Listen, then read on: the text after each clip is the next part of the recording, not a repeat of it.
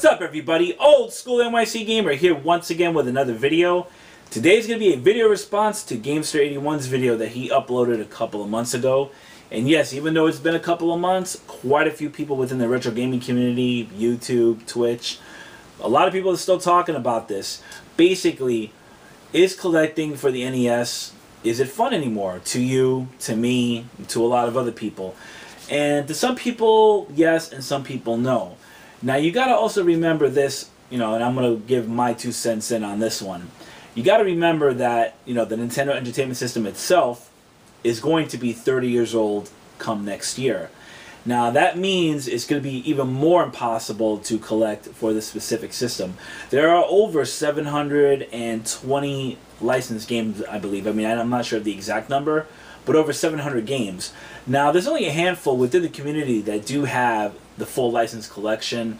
Some are well over half, and some are just starting out. Now, of course, for people like me, I grew up with this system. I owned it when I first got it back in '85. I had the whole Rob the Robot set, the deluxe set. I had all that stuff.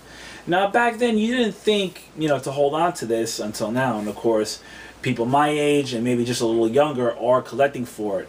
But, and this has been said many a time, you got a lot of resellers who do think they know the bargain, or not necessarily the bargain, but they think they know the price of the game, which really it's not.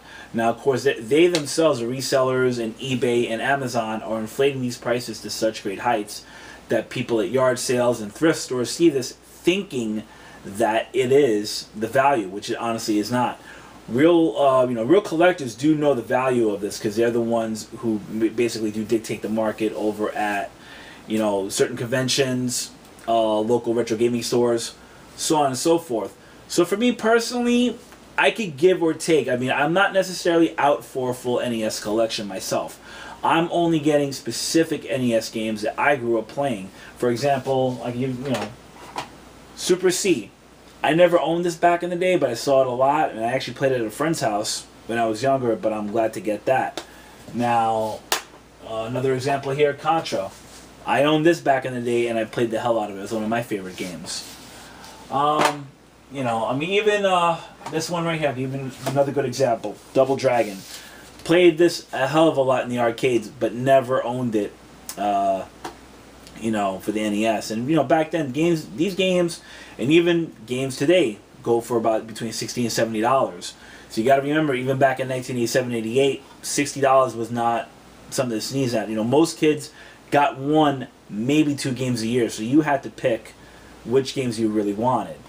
So of course now certain games, especially later in the NES's lifespan, even like come between 91 and 93, there were very low production of certain carts, like Little Samson, which is a pretty decent game, but of course the price, to me personally, I think is way over extravagant for $500. And of course you have the NES Championship cart that goes well over thousands upon thousands of dollars, and only super serious collectors who have that kind of money, who can shell out that kind of money, can afford it. Whereas regular people, they work so hard just to get a $60 game. I mean, like I said, it's just getting harder and harder, and especially like I said, after come next year, it's gonna be even more impossible. To me, how there was a video game crash in 1983 here in the United States, I do predict, I mean, I'm not going to be right, I could be wrong on this, I do see a retro gaming crash within the next 3 to 4 years. Because after the NES, it's pretty much just going to be like, what else is there? Of course, you do have the Super Nintendo and the Nintendo 64, but then of course you got the disc-based games like Sony PlayStation, Sega Saturn, Dreamcast, so on and so forth. But to me, when it comes to cartridge-based retro items, I mean, after the NES and the Super Nintendo, what else really is there? Like I said, me personally, I just wanted to get a few games, that I do want to collect for. And that brings me up to the second part of my video response here. As you can see here, these are pretty much all my Sega Dreamcast, Sega Genesis games. Now, don't let this fool you. I actually do have 3 rows back. From all this right here, I have about 71 games, and that includes some of the box games that I have back there as well. So the reason why I'm doing this is I actually am taking well over 100 games that I honestly do not really need anymore. I would rather see it go to a true collector, and I actually just posted the ad up on Craigslist. Don't look for it because it's not even there anymore by the time you see this. I put it up on Craigslist. I did speak to quite a few people, and of course, you know, within the ad, I did say pretty much no lowball offers, and of course I had a few of those because they don't read ads. Go figure.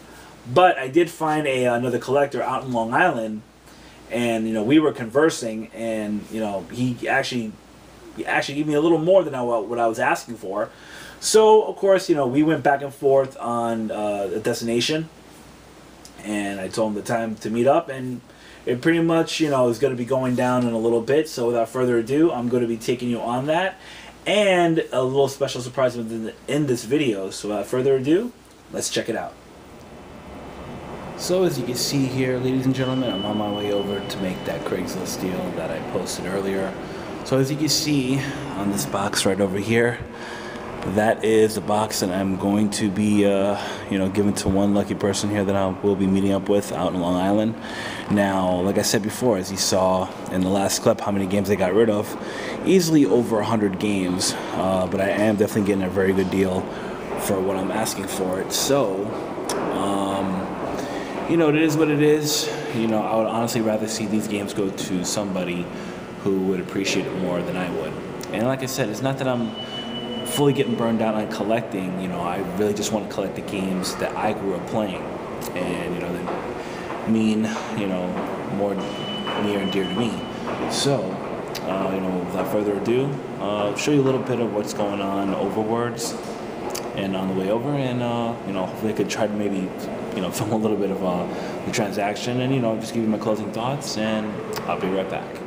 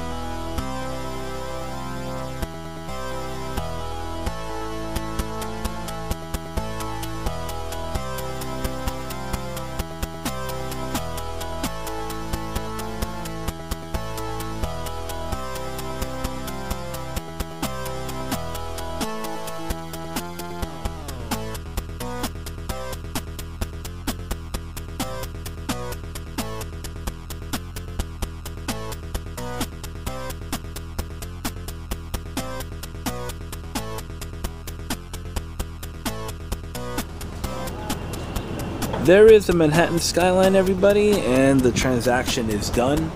I'm sorry I couldn't film more than I wanted to, but you know, it was over in Flushing. The contact called me on the way over, and he wanted me to, you know, meet him over there instead of going out to Long Island, which I didn't have a problem with.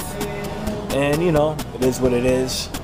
So the reason why I did sell the main part of my Genesis collection, you will see when we get back over to the game room. So I'm back in the game room, ladies and gentlemen, and this is what I was waiting for. This package right here. Now we had to flash forward a few days because, of course, after ordering it and then being sent airmail, it took a lot longer than it did, but here it is. So let me show you what I got.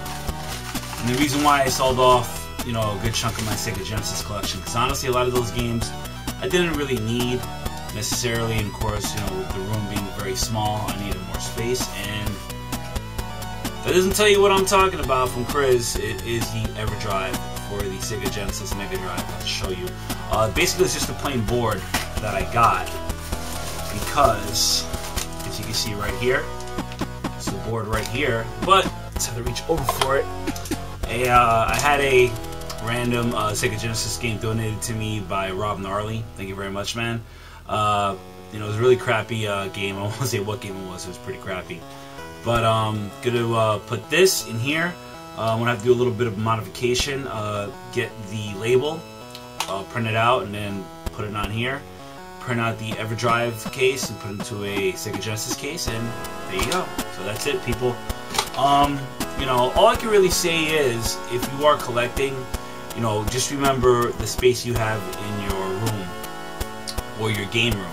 Also, you know, as a personal thing, you go two ways on collecting. You could go the full way, you know, try to get the entire collection, or just get specific games that you like playing, or, you know, they're near and dear to you. That's all I can really say on that issue. But thank you, everybody, for watching, and always, you know, to my new subscribers and old, thank you for watching all my content. And that's about it.